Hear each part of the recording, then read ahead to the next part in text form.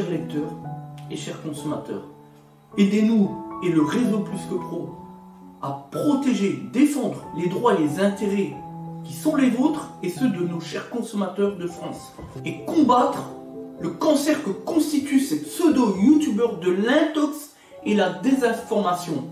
Parce que nous, on ne triche pas de calomnie, on dit la vérité. Vous avez l'opportunité de vous abonner à la seule chaîne YouTube qui vaille. À vous de jouer. Merci de nous avoir donné votre confiance. C'est Autotransact Talange, réseau Plus que Pro pour la défense du consommateur. Aujourd'hui, on va agir sur une Renault Scénic 3, 1,6 litre DCI, 130 chevaux je crois. Donc un traitement FAP en préventif pour éliminer un petit souci de surconsommation de carburant. Donc voilà, c'est le client qui a décidé de faire en préventif un traitement FAP pour un petit peu moins de 200 €. C'est le tarif préconisé évidemment. Et bien sûr le juste prix. Voilà. Donc là on est au niveau du berceau moteur. Hein. Ici on a le groupe motopropulseur. Voilà. Et vous avez le capteur pression différentiel échappement ici. Donc on a déjà déposé la durite. Donc on va brancher sur la durite qui part au FAP la durite de la machine tout simplement pour envoyer les produits de pression selon la procédure automatisée de la machine Bardal Evo 360 qui est à notre sens le meilleur matériel actuellement sur le marché pour le traitement du filtre à particules. Alors comme on l'a indiqué au client, comme on l'a indiqué aussi à un client hier, à un autre client, voilà, il y a certains garagistes qui se permettent de faire du conseil alors que eux-mêmes ne savent même pas ce que c'est que le métier de garagiste. Sur le filtre à particules, on va par exemple conseiller au client pour faire un bon nettoyage du FAP, il faut le démonter, bien sûr. Voilà. Donc, ce qui implique d'envoyer, tout le monde l'a compris, le Karcher. Voilà. Donc, de l'eau sous pression dans le filtre à particules. Donc, d'une part, on n'obtient aucun résultat, il faut être clair.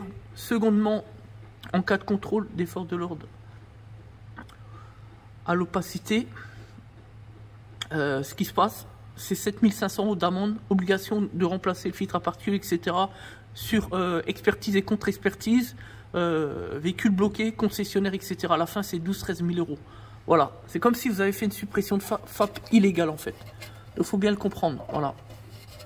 Et enfin, troisième élément, le plus intéressant, c'est qu'il faut bien comprendre une chose, c'est que quand on met de l'eau dans le Karcher, et surtout à haute pression, c'est de l'oxyde, et donc le filtre à particules ne fait plus le travail.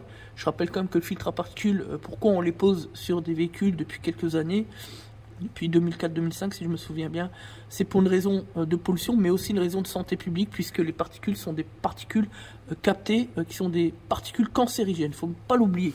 Alors il y aura toujours les détracteurs qui vont venir dire ouais c'est des conneries, ceci, cela. Évidemment, c'est toujours des conneries, mais à la fin, quand on dit quelque chose, les gens nous écoutent parce qu'ils savent qu'on est leader dans les stratégies de dépollution. Et que quand on dit quelque chose, eh bien simplement c'est un petit peu comme Nicolas Sarkozy quand il prenait la parole, on l'écoute. Voilà. Parce qu'on sait où est la vérité, fin de l'histoire. Et surtout, on n'a aucune leçon de morale à prendre de la part d'imposteurs ou de charlatans. Jusqu'à preuve du contraire, nous sommes l'entreprise la mieux notée de France, la meilleure entreprise de France en satisfaction client. Si on apporte des chiffres et des résultats à l'endroit de nos clients, c'est pas pour rien. On n'en dira pas plus. Si on a été primé par AutoPlus, Automoto est nominé pour 2022, le 27 mars, à l'hôtel Georges V de Paris, pour les awards d'Automoto, là encore, c'est pas pour rien. Je n'en dirai pas plus. Est-ce que je dois en dire plus?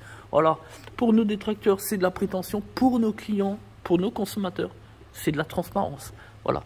Donc maintenant qu'on a branché, évidemment, on va mettre un collier parce qu'il y a un peu de jeu, etc. Ne vous inquiétez pas, on fait les choses dans les règles de l'art. C'est toujours comme ça chez nous. Hein. C'est pour ça d'ailleurs que les clients reviennent, ils nous font confiance et reviennent nous voir. Voilà. Mais voilà, l'idée c'était de vous montrer déjà comment que ça se passe, où est-ce qu'on branche, etc. Sortie capteur pression différentiel à direction du FAP. Ici, vous avez la durite qui revient ici. Voilà, pour prendre la pression interne FAP, voyez. Donc là, on va voir les produits haute pression, clac. Il y a toute une procédure, etc. Ensuite, on l'a déjà expliqué, régénération forcée, ensuite essai sur route, et on contrôle les mesures pour voir si on est revenu dans les normes, tout simplement. Voilà. Voilà, donc on utilise Bardal, évidemment, Evo 360, le NEC Plus Ultra, pour le traitement du FAP. Programme. ont l'information traditionnelle sur les niveaux. Enfin, tout ça, c'est de bon sens pour un professionnel de l'automobile. Voilà, ça c'est fait. On vient de le faire en dessous. On vous a montré. Procédure maintenant. On va remettre donc le produit dans ce réservoir. Produit nettoyant de la marque évidemment. Alors on fait pas le malin pour essayer de mettre des produits de merde qui coûtent 2 fois moins cher évidemment.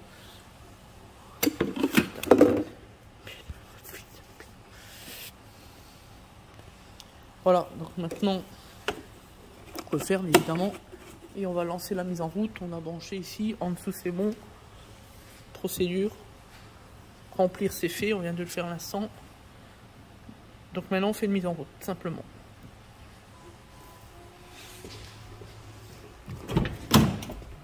Alors, voilà, donc la mise en route vient d'être faite.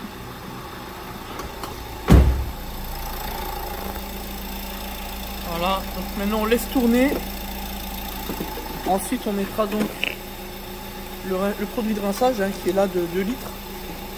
À l'arrière on a déjà mis l'accélérateur de combustion pour la régénération lorsqu'on réalisera la régé, puis ensuite laisser sur route. Donc voilà. Donc là on a rempli le rinçage. Tac. Et on va lancer donc la seconde procédure. Accélérer, on met une cale, on accélère et c'est parti.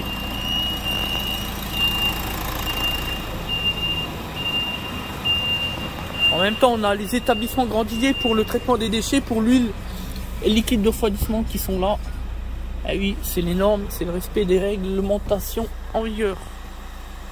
Allez hop, on va donc y aller. Voilà. Donc 2 fois 3 minutes pour la fin de l'intervention.